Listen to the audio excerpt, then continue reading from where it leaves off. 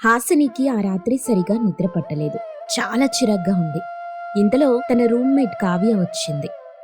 ఎందుకే అలా టెన్షన్ పడతావు? రంగోలీ కాంపిటీషన్లో ఈసారి నువ్వే ఫస్ట్ వస్తావులే. మేమంతా నీకే సపోర్ట్ చేస్తున్నాం కదా. పైగా నువ్వు వేసే ఆ ముగ్గులు అద్భుతంగా ఉంటాయి. చూడ్డానికి ఎంత బాగుంటాయో. నా ముగ్గుల గురించి నాకు తెలీదా చెప్పు? కానీ టాలెంట్ ఎవరి సొత్తు కాదు. ప్రతిసారి కొత్త వాళ్ళు కాలేజ్కి వస్తుంటారు కదా. నీకు ఎవరి మీదైనా అనుమానంగా ఉందా? అలా ఎవరైనా ఉంటే చెప్పు, వాళ్ళని రంగోలీ కాంపిటీషన్కి రాకుండా చేస్తాం. నాకెవ్వరిపైనా అనుమానం లేదు, కానీ రేపు కాలేజ్కి వెళ్ళి చూస్తే తెలుస్తుంది. సర్లేవే, నువ్విప్పుడు పడుకో. చాలా లేట్ అయిపోయింది. ఎంత హాయిగా పడుకుంటే అంత బాగా ముగ్గులేయొచ్చు తెలుసా. మనసు ప్రశాంతంగా ఉంచుకో. లేనిపోని ఆలోచనలు పెట్టుకోకు.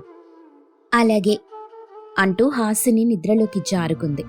మరుసటి రోజు కాలేజ్కి అందరూ వస్తారు. చాలా మంది రంగోలీ కాంపిటీషన్కి తమ తమ పేర్లిస్తారు.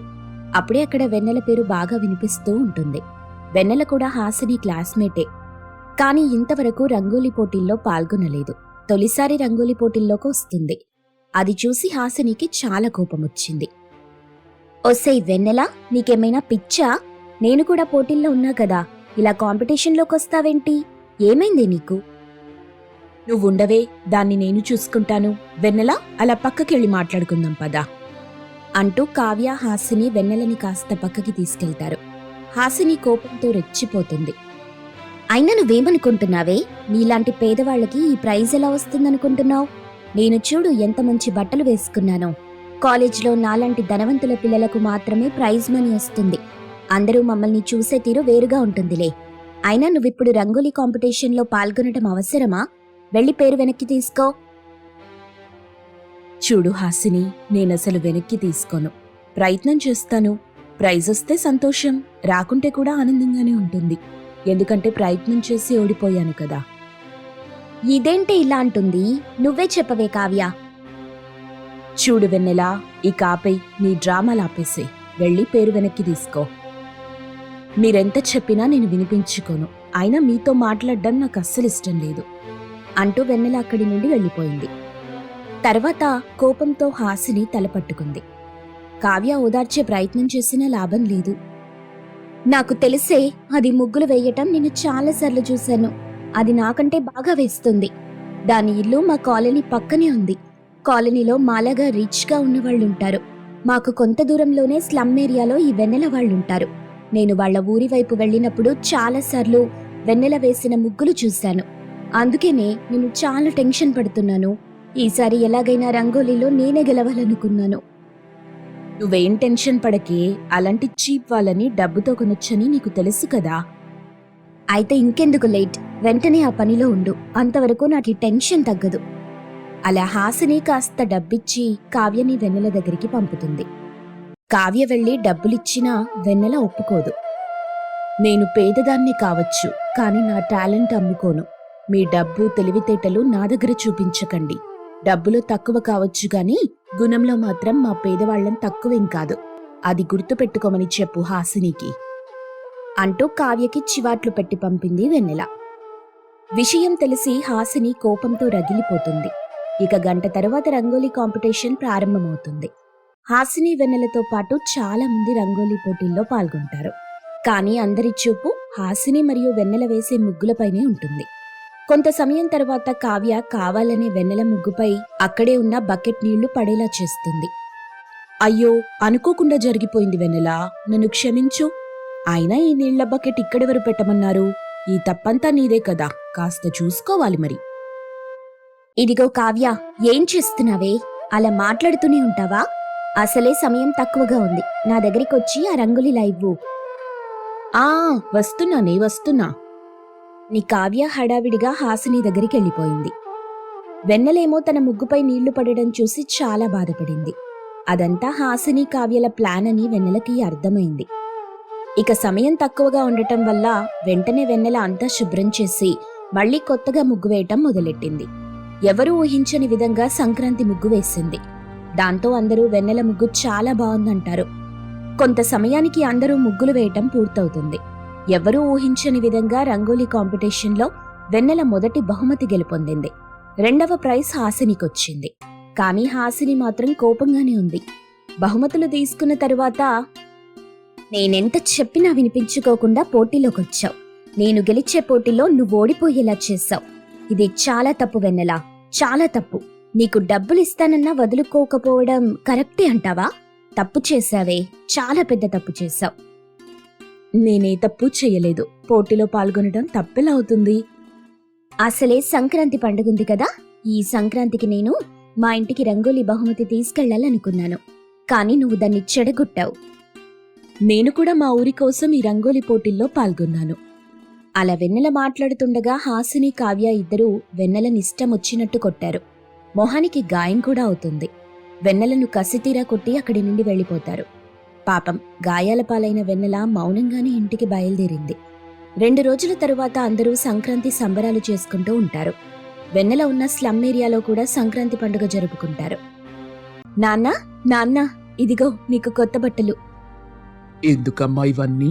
డబ్బులు లేవని బాధపడుతుంటే ఇవన్నీ అవసరమా? నాన్న, నేను కొన్ని డబ్బులు పొదుపు చేసి కొన్నాను, వేసుకోండి నాన్న. అలాగేనమ్మా, వేసుకుంటాను.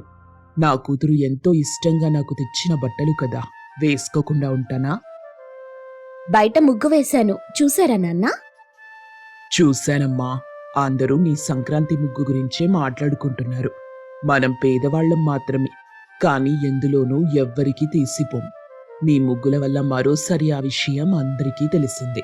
ఇక సంక్రాంతి వంటలన్నీ పూర్తయ్యాయా? వండేశాను నాన్న. వేడివేడిగా అన్నం, పప్పు, చారు సిద్ధంగా ఉన్నాయి. అయినా ఇవన్నీ రోజు తినేవే కదా నాన్న, సంక్రాంతి వంటలంటున్నారేంటి? సంక్రాంతికి ఎన్నో పిండి వంటలు చేస్తారు.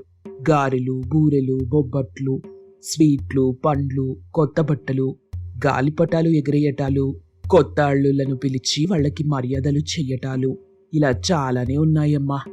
కానీ అవన్నీ డబ్బున్నోళ్ల ఇళ్లల్లో. మనలాంటి పేదవాళ్ల ఇంట్లో అవన్నీ జరగవు. కానీ మనం అవి జరుగుతున్నాయని అనుకోవడంలో ఒక ఆనందం ఉంది. అది చాలు కదా. అలా అంటూ శివయ్య అక్కడి నుండి వెళ్ళిపోతాడు. తన తండ్రి చెప్పిన మాటలకి బాధపడుతూనే వెన్నెల కన్నీళ్లు పెట్టుకుంది. ఇంతలో ఆ ఇంటి ముందుకు ఒక కారొచ్చి ఆగింది. ఆ కారులో నుండి హాసిని తండ్రి రాజేంద్ర దిగి వెన్నెల దగ్గరికి వెళ్తారు. వాళ్ళని చూసి వెన్నెల షాక్ అవుతుంది. ఏంటి మా ఇంటికొచ్చారు? దయచేసి ఇక్కడేం చేయకండి. అందరం పండగ చేసుకుంటున్నాం. మా నాన్న కూడా ఉన్నాడు. ఇక్కడ అవమానించకు హాసిని. దయచేసి మమ్మల్ని బాధ పెట్టకు. అమ్మా వెన్నెలా, చిన్నదానివైనా నువ్వు చాలా గొప్పదానివి. ఒకవైపు నీ బాధ గురించి ఆలోచించకుండా నీ ఊరి గురించి, మీ నాన్న గురించి ఆలోచిస్తున్నావు చూడు, చాలా గ్రేట్. హాసిని నా కూతురు. అది రంగోలీ పోటీల్లో 2nd ప్రైజ్ తెచ్చుకుంది. నాకు చాలా సంతోషం. కానీ ఆ పోటీలో గెలవడం కోసం అది చేసిన పని నాకు నచ్చలేదు. ఆ విషయం మీ ప్రిన్సిపల్కి తెలిసింది. హాసినిని కాలేజ్కి రావద్దని నోటీస్ కూడా ఇచ్చారు. కానీ తరువాతే తెలిసింది, నువ్వు ప్రిన్సిపల్తో మాట్లాడి నోటీస్ వెనక్కి తీసుకోమన్నావంట కదా. అవునండి, నా ఫ్రెండ్ బాధపడుతుంటే నేను చూడలేను. పోటీలో గెలవాలని ఎవరికుండదు చెప్పండి. కాకపోతే హాసిని కాస్త అల్లరి ముద్దుగా పెరిగింది కదా, అందుకే అలా. వెన్నెల అలా చెప్తుండగానే కన్నీళ్లు పెట్టుకుంటూ హాసిని వెన్నెలని హత్తుకుంది. హాసిని కన్నీళ్లు తుడుస్తుంది వెన్నెల. ఇదేనమ్మా, ఇదే మీలో నాకు నచ్చింది. పేదవాళ్ళు అని మిమ్మల్ని హేళన చేసేవారికి ఈ విషయం తెలియాలి. డబ్బు గర్వంతో విర్రవీగుతున్న వాళ్ళని కూడా క్షమించి వదిలేసే గుణం మీకే ఉంది. Hats off. నీలాంటి వాళ్ళకి నేనేదో ఒకటి చెయ్యాలి. ఏం చేయమంటావు చెప్పు? సంక్రాంతి కానుకనుకో. మాది స్లమ్ ఏరియా కదండి, ఇక్కడ తాగడానికి మంచినీళ్లు రావు. మేమంతా చెరువు నీళ్లే తాగుతాం. దానివల్ల చాలా మందికి అనారోగ్యం వస్తుంది. మీరు మా ఏరియాకి మంచినీటి సౌకర్యం కల్పిస్తారా? ఆహా, మరోసారి నీకు హ్యాట్స్ ఆఫ్ వెన్నెలా. నీకోసం అడగమంటే ఊరి కోసం అడిగావు. నీలాంటి మంచి మనిషి ఇంకెక్కడుంటుంది చెప్పు? ఇలాంటి నీకు ఒక మంచి కానుక, సంక్రాంతి కానుక ఇస్తున్నాను. అది నేను కాదు, హాసిని చెప్తుంది. మీ ఏరియాకు మంచినీటి సౌకర్యం, అలాగే ఒక ఆసుపత్రి, ఇక రోడ్లు, డ్రైనేజీ కాలువలు ఇవన్నీ ఏర్పాటు చేయిస్తాను. హాసిని చెప్పిన మాటకి వెన్నెల నోట మాట రాలేదు. ఇక రాజేంద్ర కాళ్లపై పడి కన్నీళ్లు పెట్టుకుంది వెన్నెల. చాలా సంతోషంగా ఉందండి. ఇక శివయ్య కూడా వాళ్ళకి నమస్కారం చేస్తాడు. వాళ్ళని చూసి రాజేంద్ర చాలా సంతోషిస్తాడు. నా జీవితంలో ఇది ఎప్పటికీ మర్చిపోలేని సంఘటన. చాలా సంతోషంగా ఉంది నాన్న. నాకు తెలుసమ్మా, కంటే కూతుర్ని కనాలని ఎందుకంటారో ఇప్పటికైనా చాలా మందికి అర్థమవుతుంది. నా బంగారు తల్లి అంటూ శివయ్య తన కూతుర్ని పొగడ్తలతో ముంచెత్తుతాడు. ఇక రాజేంద్ర చెప్పినట్టుగానే ఆ ఊరికి అన్నీ ఏర్పాటు చేసే పనిలో పడతాడు. వెన్నెల చాలా సంతోషిస్తుంది. ఆ సంక్రాంతి పండుగ తమ ఏరియాకి కొత్త వెలుగులు తీసుకొస్తుంది. అవన్నీ చూసి శివయ్య, వెన్నెల, ఆ ఏరియా జనాలు చాలా ఆనందిస్తారు.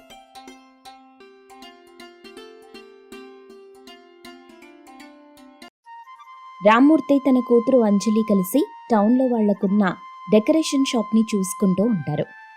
నాన్న, క్రిస్మస్ వస్తుంది కదా, క్రిస్మస్ సెలబ్రేషన్ డెకరేషన్కి కావలసిన వాటిని మొత్తం తీసుకొచ్చావు కదా?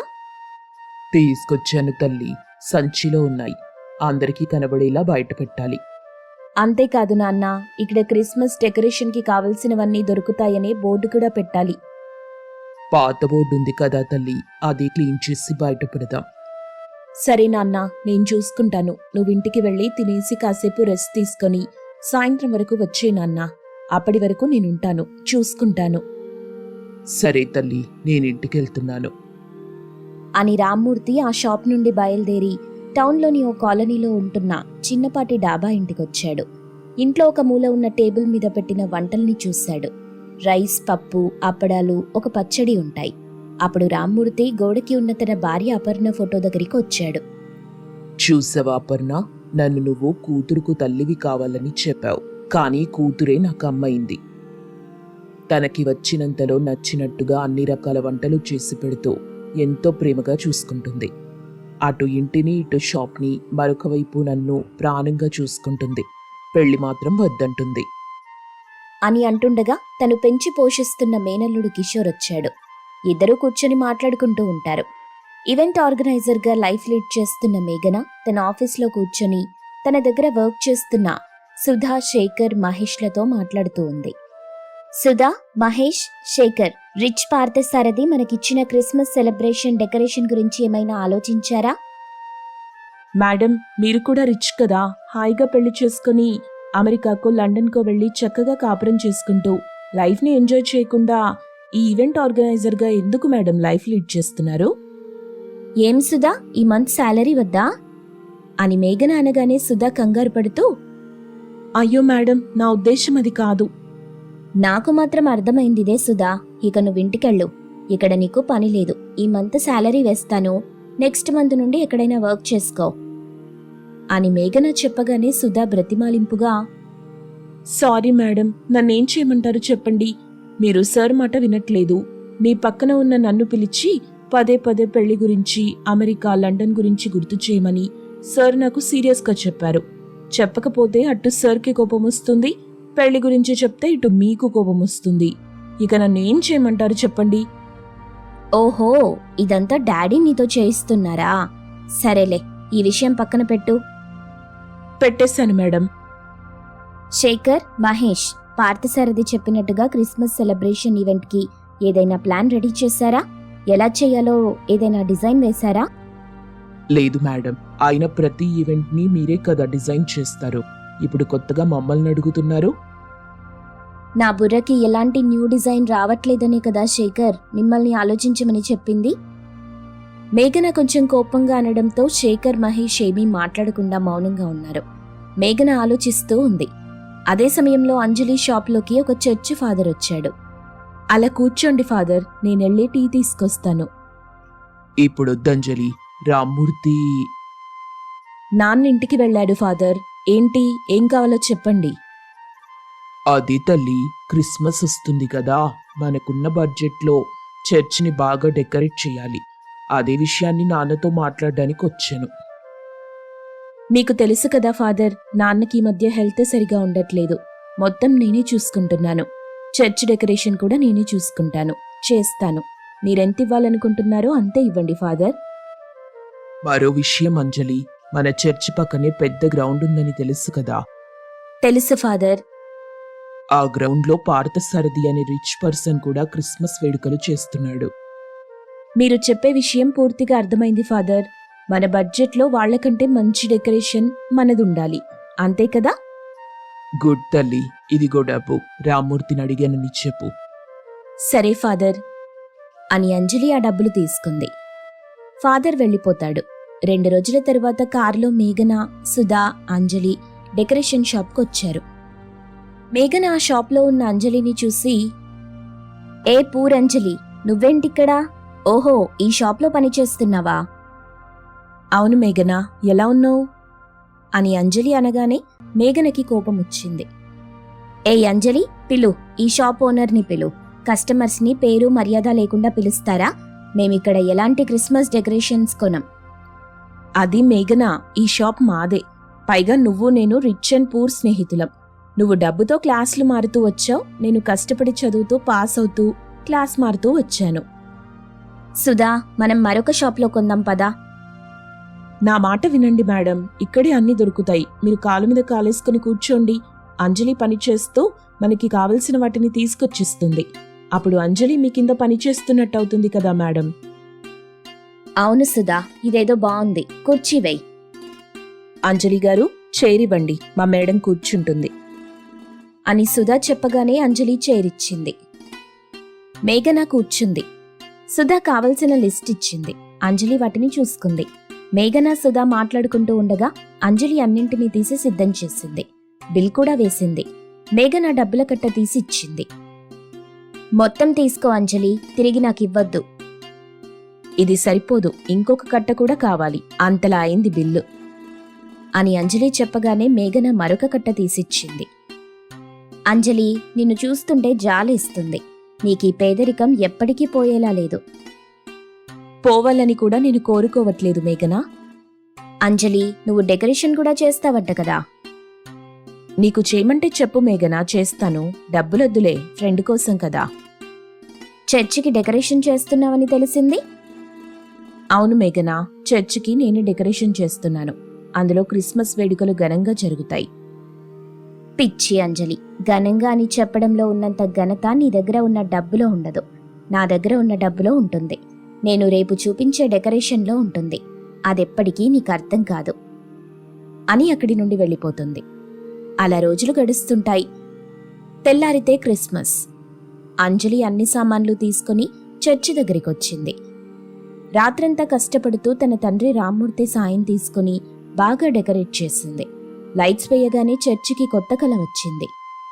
చర్చిని కొంచెం దూరం నుండి మేఘన చూసి, వారేవా, చర్చిని ఎంత బాగా డెకరేట్ చేసింది అని తనకి తెలియకుండానే అనేసింది. వెంటనే తేరుకొని, చిచి, నేను అంజలిని మెచ్చుకోవడమేంటి, నేనింతకంటే బాగా చేస్తాను అనుకుంటూ ఉండగా చర్చి ఫాదర్ వచ్చి మెచ్చుకుంటాడు. చాలా బాగా చేస్తావు అంజలి, నువ్వెంత బాగా చేస్తావనుకోలేదు. నీలో గొప్ప టాలెంట్ ఉంది. నా సలహా ఏంటంటే నువ్వు ఆ షాప్ని వదిలిపెట్టి ఒక ఈవెంట్ కంపెనీ పెట్టుకో తల్లి, బాగుంటుంది అని చెప్పగానే మేఘన తనలో తాను, వామ్మో, ఇది మాత్రం ఈవెంట్ కంపెనీ పెట్టుకుంటే అందరం రోడ్డున పడాలి. ఏం టాలెంట్ అది, భలే చేసింది అనుకుంటూ వాళ్ల మాటలు వింటూ ఉంది. ఆ ఆలోచన లేదు ఫాదర్. ఉన్నంతకాలం నేనిలా నాన్నని చూసుకుంటూ ఉంటాను. నేను ఈవెంట్ కంపెనీ పెడితే నా రిచ్ ఫ్రెండ్ మేఘన పెట్టుకున్న కంపెనీ డల్ అవుతుంది. అందుకే నేను ఎలాంటి ఆఫీస్ కానీ కంపెనీ కానీ పెట్టడం లేదు. అమ్మా అంజలి, మీ నాన్న చేసిన సాయం వల్లే మేఘనా తండ్రి ఇంతలా సంపాదించాడని నువ్వెందుకు మేఘనాకి చెప్పలేదు అని ఫాదర్ అన్న మాటలు మేఘన వింది. కొంచెం ఆశ్చర్యంగా, ఏంటి, అంజలి వాళ్ళ నాన్న చేసిన సాయం వల్లినా మా నాన్న ఇంతలా సంపాదించింది? ఈ విషయం నాకు తెలీదే. వద్దు ఫాదర్, మేఘన ఎప్పుడూ అలాగే ఉండాలి. అప్పుడు మేఘన తన మనస్సులో, నాన్న కూడా నాకేం చెప్పలేదు, వెళ్ళి నాన్నని అడుగుతాను, చెప్పే వరకు వదిలిపెట్టను అంటూ వెళ్ళిపోతుంది. క్రిస్మస్ రోజున గ్రౌండ్ దగ్గర గిల్టీ ఫీలింగ్తో మేఘన సరిగా డెకరేట్ చేయలేకపోవడంతో పార్థసారథి కోపం తెచ్చుకుని అరుస్తుంటాడు. చర్చి దగ్గర ఉన్న అంజలి ఆ అరుపులు విని మేఘన దగ్గరికొచ్చింది. జరిగింది మొత్తం తెలుసుకుని మేఘనకి డెకరేషన్ చేయడంలో అంజలి సాయం చేస్తుంది. ఇద్దరూ కలిసి నవ్వుతుండగా ఫాదర్ వచ్చాడు. ఏ దేవుడైనా లోపల తన మీదున్న భక్తిని, ప్రేమని చూస్తాడు గాని పైకి కనిపించే పువర్, రిచ్ అనే తేడాలు కాదు తల్లులు. ఇది గుర్తుపెట్టుకొని కలిసిమెలిసి ఉండండి. అని చెప్పి వెళ్ళిపోతాడు. మేఘన అంజలి కలిసి కేక్ కట్ చేసి క్రిస్మస్ని బాగా సెలబ్రేట్ చేసుకుంటారు.